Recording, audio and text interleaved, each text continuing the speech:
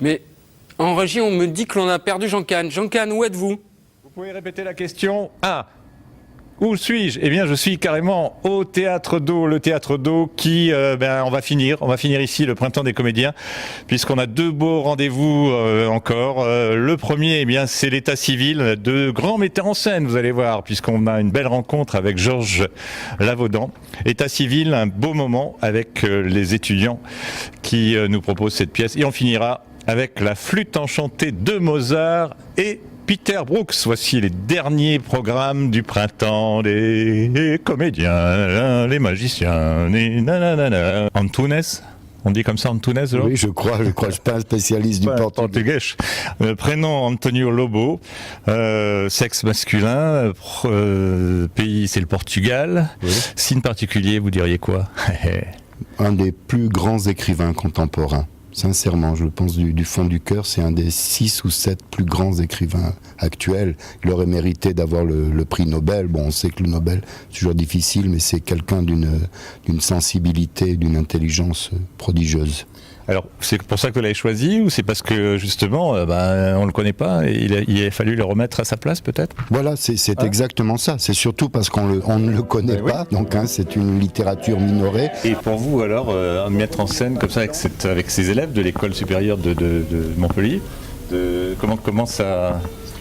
Au contraire, c'était une chance unique parce que je pense que peut-être avec des professionnels, non pas que ça aurait été plus compliqué, mais eux ignoraient tout. Donc on s'est lancé dans le bain en quelque sorte de manière complètement naïve et c'est peut-être pour ça qu'on a accroché 2-3 petites choses sensibles. Ça a été formidable parce que j'avais à ma disposition une espèce de page vierge, si vous voulez, et avec eux, très simplement, on a essayé de faire entendre quelque chose de son écriture. Alors il y a une autre histoire dans l'histoire, c'est qu'en décembre, un certain Gabriel. Oui, Gabi Monet, je lui avais demandé, parce que je sais qu'il aimait beaucoup, effectivement, Lobo-Antunes. Lorsqu'il faisait des petits récitals dans les villages, il disait du René Char, il disait d'autres poètes, d'autres écrivains, mais il lui était arrivé de dire du Lobo-Antunes.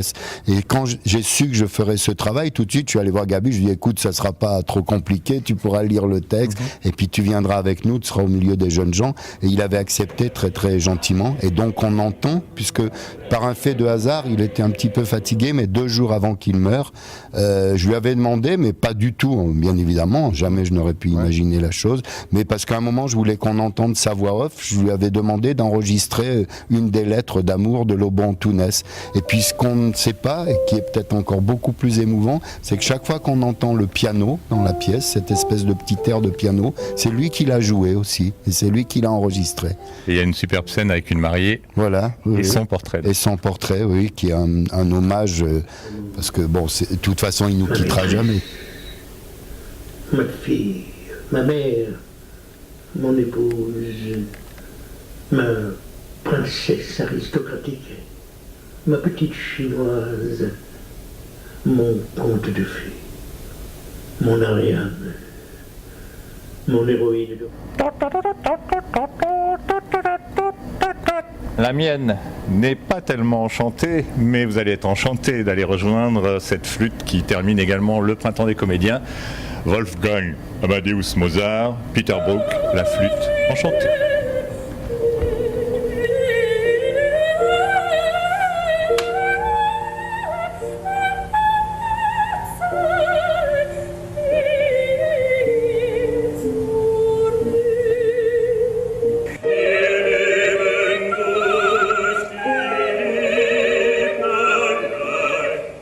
Viens voir les comédiens, voir les magiciens, voir les musiciens qui arrivent. Salut à tous. Et voilà, donc on se retrouve dans quelques jours pour le bilan du Printemps des Comédiens.